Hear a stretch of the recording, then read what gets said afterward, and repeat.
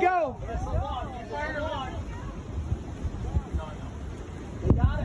Boom! And then witnesses watched it slowly plummet down into the ocean. The operation required shutting down commercial air traffic from at least 3 different airports across the Carolinas. You can see here the empty airspace that created. President Biden was then quick to announce the operation. But there are still questions about why it took so long to take action and what it could mean for relations between the world's 2 largest superpowers, the U.S. and China. We're going to get into all of that today, but we begin with Ryan Nobles on how it all went down. Here we go.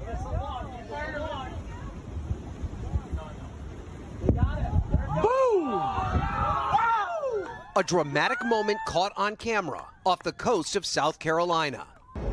Oh my gosh, it's going straight for it. By 2:39, U.S. fighter jets took down a Chinese spy balloon that had been making its way across American airspace over the past several days. Defense Secretary Lloyd Austin saying the operation was conducted by fighter aircraft from the U.S. Northern Command above U.S. territorial waters. They were seen circling the balloon as it made its way over the ocean. A senior U.S. defense official says the balloon was shot down by a single F-22 with 1 air-to-air missile.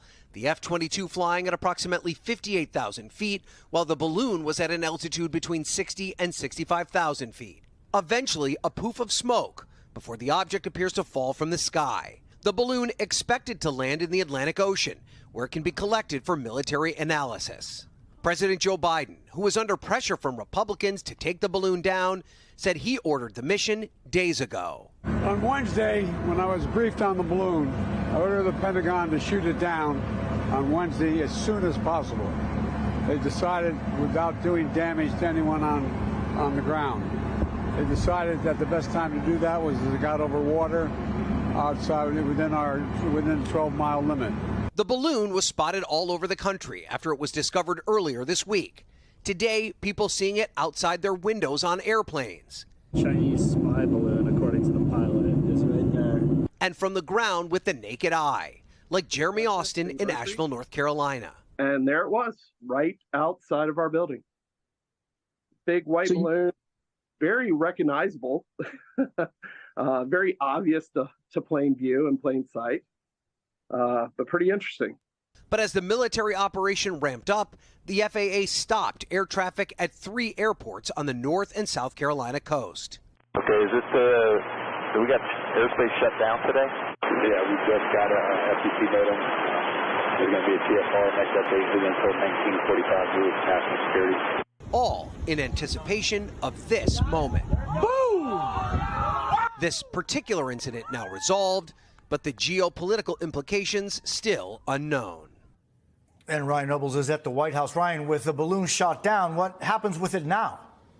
Jose, according to a senior U.S. military official, the recovery effort there is already underway. There are Navy and Coast Guard vessels in the region creating a security perimeter. The debris is believed to be in 47 feet of water, and recovery should be quick. Jose?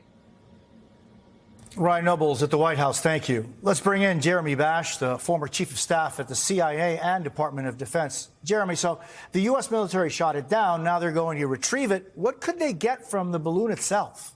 Well, the intelligence community, Jose, will analyze the radars, the cameras, the communications equipment, how the propulsion system works. They're hoping to learn exactly how this overhead balloon operates so they can potentially defend it against something like this in the future. Was this not only a spy balloon, but also a trial balloon? Was this the Chinese testing how far they could go? Yeah, I think China fielded this capability in part to figure out where they could operate this balloon, how long it would go undetected, and ultimately what the United States would do about it. I think in the future, we're going to need the capability to bring down a balloon like this over land. We can't wait for it to traverse the entire United States and wait for it to get out over the ocean.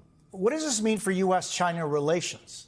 Well, the relationship between the U.S. and China is in a pretty bad state, and I think this is only going to worsen it, Jose. This is going to be a momentary crisis, but I think there's a lingering issue, which is that we are in a deep competition with China, and this is going to only exacerbate it.